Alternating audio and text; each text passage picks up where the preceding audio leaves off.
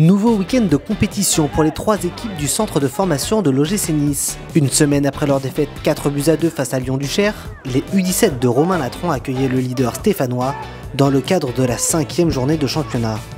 Après un début de match compliqué, qui a vu les Verts ouvrir le score dès la 23e minute, les Aiglons ont vite réagi avec l'égalisation seulement 3 minutes plus tard, signé Yacine Mohamed.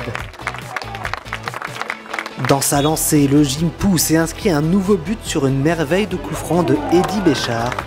34 minutes de jeu, 2-1 pour Nice. Au retour des vestiaires, Yacine Mohamed, à l'entrée de la surface, place un plat du pied parfait et s'offre un doublé. Le but du break pour les Rouges et Noirs qui verront les Stéphanois revenir à 3-2 d'une frappe de Sahraoui. Les Niçois renouent avec le succès et remontent à la 5e place, à égalité de points avec Saint-Priest et à 3 points de la tête du classement. La satisfaction, c'est on a des convictions de jeu depuis le début de saison, on éprouve des difficultés de manière concrète, à les mettre en place pendant une durée importante du match.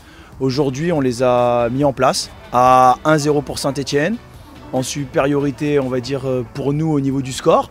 Même à la fin, les jeunes voulaient encore relancer, jouer. Voilà, et c'est surtout ça. Ce qui m'a plu aussi, c'est que c'est le premier match où on a les valeurs de dépassement de soi pendant 90 minutes. C'est que le groupe avance. Maintenant, attention, la victoire ne va pas cacher tous nos axes de progression collectif, toutes nos lacunes. Mais avec une grosse majorité de première année sur le terrain au coup d'envoi et encore pire à la fin. On peut se satisfaire malgré tout d'aller chercher 3 points contre le leader, tout ça.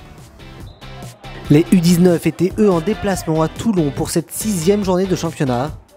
Après 3 matchs sans victoire, le gym se devait de réagir.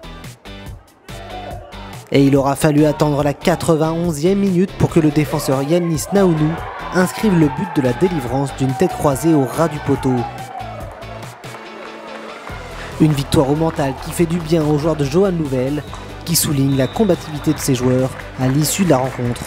Je pense que c'est un match qui a été gagné au mental et à l'état d'esprit. Ça n'a pas toujours été très bon techniquement, notamment sur les phases offensives, où on a eu beaucoup de déchets.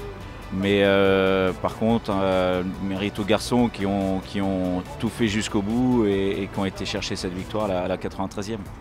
Dernière équipe en liste, la N3 se déplaçait à Istres pour leur 4e match de championnat. Les hommes de Didier Digard, qui restaient sur 2 victoires consécutives, vont encaisser un premier but à la demi-heure de jeu à la suite d'une contre-attaque.